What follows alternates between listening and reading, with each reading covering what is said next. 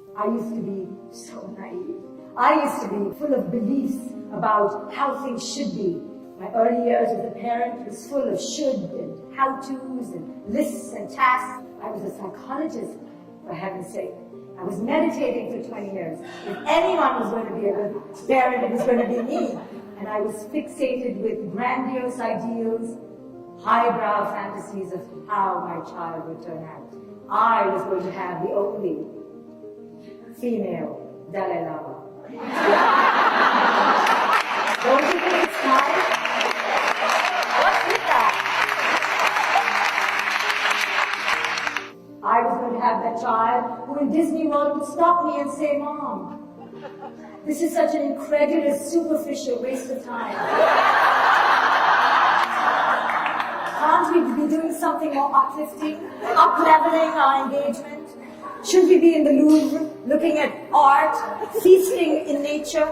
So the first 3 years of my life as a parent was spent fighting the reality that my fantasy was not going to come true.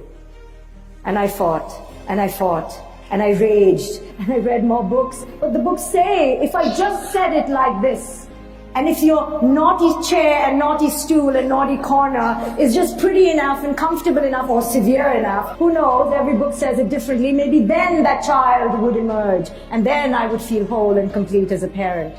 And I read and I fired myself up, and I became more pompous and arrogant.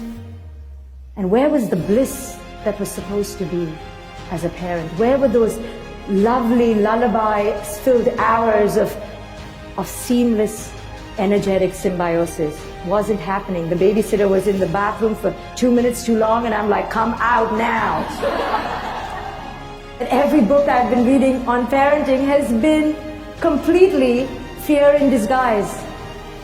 They have pretended that there was a solution to this thing called raising children, and money has been made in the millions out of the feeding of our fear.